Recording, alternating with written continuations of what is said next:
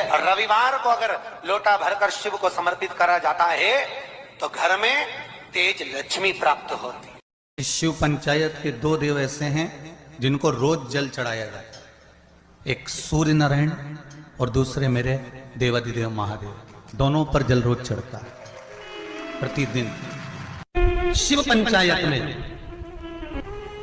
गुड़, चावल, लाल फूल और लाल मिर्ची के 11 दाने पानी के कलश में तांबे के लोटे में लेकर हाथ को ऊंचा कर नेत्र, नासिका, वक्षस्थल के सम्मुख में जो सूर्य नारायण को अर्घ देता है, जल चढ़ाता है, पर जो सूर्य को अर्घ रविवार के दिन दे देता है, अगले रविवार तक पैसे की आवक आना प्रारंभ हो जाती है। जो आज तक फोन नहीं उठाता वो फोन। सूर्य नारायण भगवान को स्टील के लोटे से या चांदी के लोटे से या पीतल के लोटे से या प्लास्टिक के लोटे से या कांच के बर्तन से जल चढ़ाने से आयु छिन्न होती है। क्या समाप्त होती है? आयु। और सूर्य नारायण भगवान को अगर तांबे के लोटे से जल दिया जाता है तो आयु की वृद्धि होती है, और दिन भर में अगर कोई काम अटकने वाला है तो वो काम का रास्ता खुल जाता है और शरीर की बीमारी समाप्त हो जाती है। शरीर की बीमारी समाप्त हो जाती है।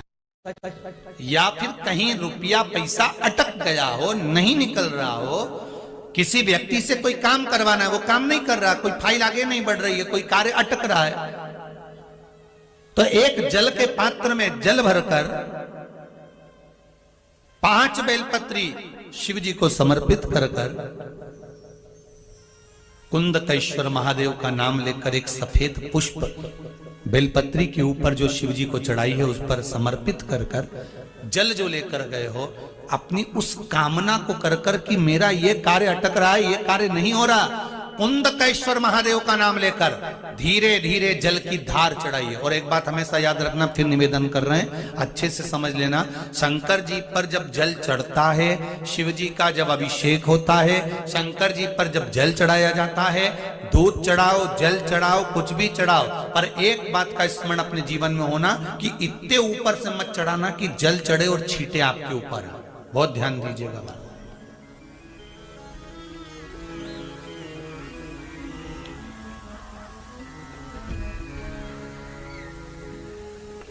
यहां तो यहां तक वर्णन करा गया है कि शंकर जी का जल चढ़ा हुआ जहां से बहकर जाता है ना, उसको लांगा तक नहीं जाता। यहां लांगते हैं क्या? नहीं ना, परिक्रमा भी करेंगे तो वहीं से लौट कर वापस इधर जाएंगे। शिव जी का जहां से जल बहकर जा रहा हो, चढ़ा हुआ जल जहां से बहकर जा रहा हो, उसको लांगा तक नहीं जाता।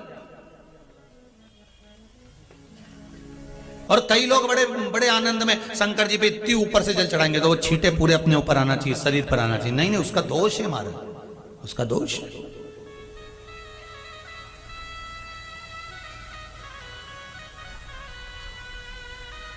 शिव जी को अगर आप जल चढ़ा रहे हो, जैसे आप भगवान को अगर जल चढ़ाओ, दूध चढ़ाओ, तो मान लो अगर जैसे एक सरल भाषा में समझ लो और अच्छे से, कि जैसे ये शिवलिंग है शंकर जी का, ये शिवलिंग है, और आप जल चढ़ा रहे हो तो इतनी ऊपर से छोड़ोगे तो पानी का छींटा तो अपने ऊपर आएगा, पर वही जल, वही दूध, वही सामग्री आप शिवलिंग से थोड़ी सी दूरी बनाकर अगर आप समर्पित करेंगे तो बाबा उसको स्वीकार भी करता है और आनंद की अनुभूति भी होती है, कार्य में सिद्धता भी आती है,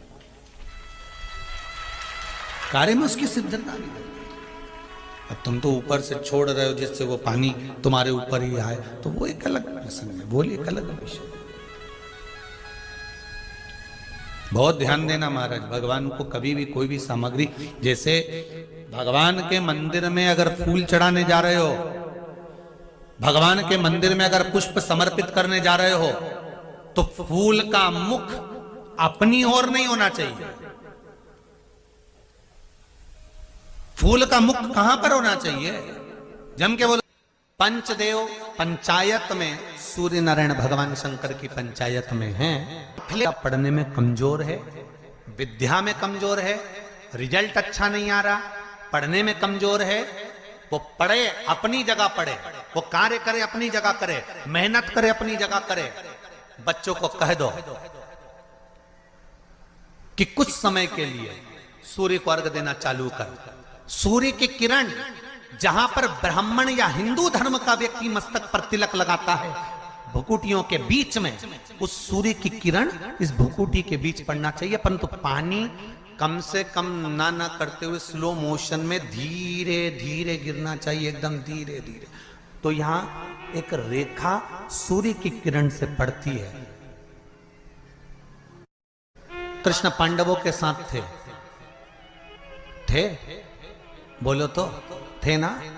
भगवान कृष्ण अगर पांडवों के साथ थे, भगवान कृष्ण को मालूम था अभिमन्यु चक्रव्यूह में फंस चुका है, भगवान कृष्ण चाहते सुदर्शन उठा के अभिमन्यु को बचा सकते थे। भगवान कृष्ण चाहते तो अभिमन्यु की रक्षा कर सकते थे, भगवान कृष्ण चाहते तो अभिमन्यु को बचा सकते थे, अभिमन्यु की रक्षा कर सकते थे। जब अर्जुन, नकुल, सहदेव, भीम, युधिष्ठिर, ये पांचों की रक्षा मेरे कृष्ण ने हर घड़ी, हर पल, हर क्षण करी, तो सुभद्रा का पुत्र है अभिमन्यु की रक्षा क्यों नहीं करी? क्या भगवान कृष्ण को नहीं मालूम था कि ये मरने वाला है? क्या भगवान कृष्ण को नहीं ज्ञात था कि ये मरने वाला है? उसकी कथा है ये। चंद्रदेव ने कह दिया था मैं मेरे बेटे को नहीं भेजूंगा। वर्चा को मालूम पड़ा, और वर्चा को मालूम पड़ा कि मेरे पिता चंद्रदेव ने मना कर दिया है जनहित के कार्य के लिए, देवहित के कार्य के लिए। क्यों? क्योंकि पुत्र का मोह नहीं छूट रहा, पुत्र आसक्ति नहीं छूट रही।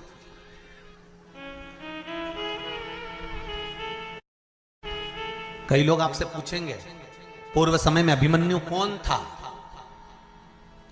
जिसकी रक्षा मेरे कृष्ण ने नहीं करी? पांडवों की रक्षा करी पर अभिमन्यु की रक्षा नहीं करी। लोग आपसे प्रश्न करेंगे, आपको उत्तर देना पड़ेगा।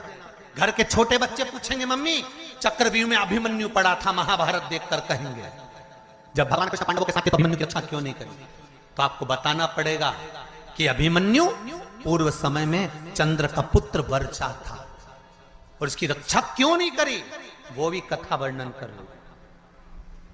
ये शिव पंचायत, शिव महापुराण में चरित्र आता है हमारा। अभिमन्यु का पूर्व का नाम था वर्चा, चंद्र का पुत्र। क्या कमी पड़ गई थी, क्यों नहीं करी? वर्चा को मालूम पड़ा कि मेरे पिता ने मुझे मना कर दिया, मेरे पिता ने कह दिया कि मृत्युलोक में मेरा पुत्र वर्चा नहीं जाएगा, क्योंकि पुत्र आसक्ति, पुत्र मोह, पुत्र का स्नेह बड़ा प्रबल हो का पूरा वंश डूब गया। अगर पुत्र मोह में धृतराष्ट्र नहीं पड़ता ना तो बच जाता पूरा परिवार, पूरा परिवार बच जाता। पर माताओं और भाई जितने लोग कथा सुन रहे हैं, आपसे निवेदन है इतना पुत्र मोह मत पालना कि तुम्हारी औलाद ही तुमको नष्ट कर दे, तुम्हें बर्बाद कर दे। अभिमन्यु जन्म ले रहा है तो वर्चा स्वयं चंद्रदेव करेंगे, मेरा पुत्र मुझे शीघ्र चाहिए। राष्ट्र हित में, धर्म हित में, जग हित में, नेक कर्म करते हुए, अच्छा कर्म करते हुए अगर आपके प्राण चले जाएं तो समझ लेना कि आपको भगवान ने थोड़े समय के लिए सील ठप्पे लगाकर ही भेजा था कि संसार में जाकर आपको ये अच्छा कार्य करना है। यह मैं तुझे भेजने से पहले देवताओं से बात करूंगा। चंद्रदेव ने बुलाया भगवान ब्रह्मा को और ब्रह्मदेव से कहा प्रभु मेरी एक बात को स्वीकार करेंगे? बोलिए क्या बात? मैं अपने पुत्र वर्चा को भेजने को तैयार हूं, पर चाहता हूं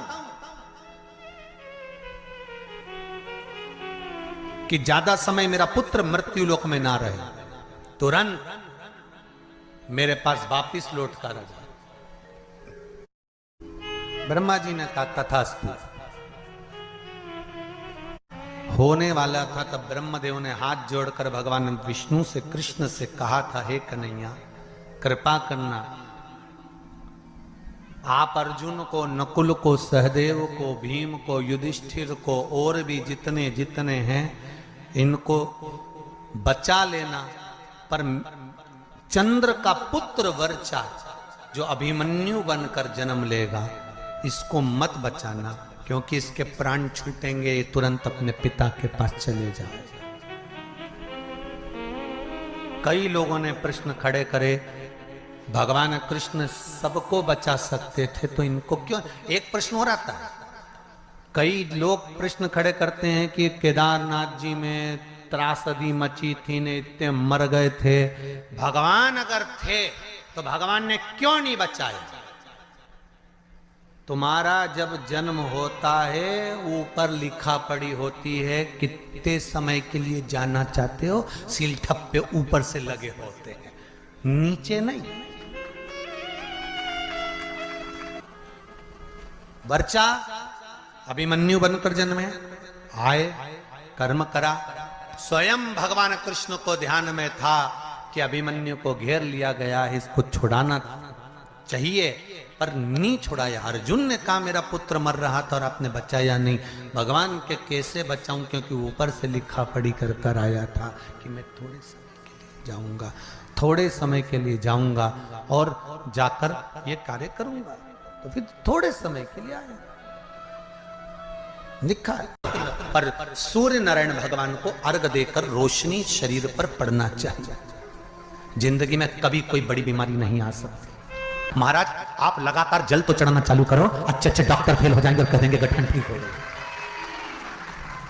आपका लीवर और किडनी गड़बड़ कर रहा है, आप प्रतिदिन आपका स्वास्थ्य गड़बड़ रहता है, आप प्रतिदिन ये ज्योतिष शास्त्र के अंतर्गत, रत्न शास्त्र के अंतर्गत, ये रत्न शास्त्र, ज्योतिष शास्त्र, रंग शास्त्र जो हमारे यहाँ है, रंगों के हिसाब से ये जितने रत्न होते हैं, माणिक हुआ, सोना, मोती हुआ, नीलम हुआ, मूंगा हुआ, पुखराज हुआ, ये क्यों कहते हैं ये पीला है, ये सफेद है, ये नीला है, ये लाल है, इसको शरीर में क्यों पहनाते हैं? उसका कारण होता है कि जब शरीर में पहनते हैं सूर्य की किरण उसमें पड़ती है, हमारे शरीर पर वो कलर का इफेक्ट पड़ता है, उस कलर को शरीर पर लगता है और शरीर पर लगता है तो हमारा शरीर धीरे धीरे, हमारी जो इंद्रियां हैं वो सही होने लगती हैं, काम सही होने लगता है। गुरुजी पंचदेव पंचायत में, सूर्य नारायण भगवान शंकर की पंचायत में हैं।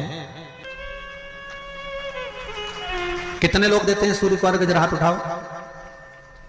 बहुत बढ़िया, बहुत जोरदार।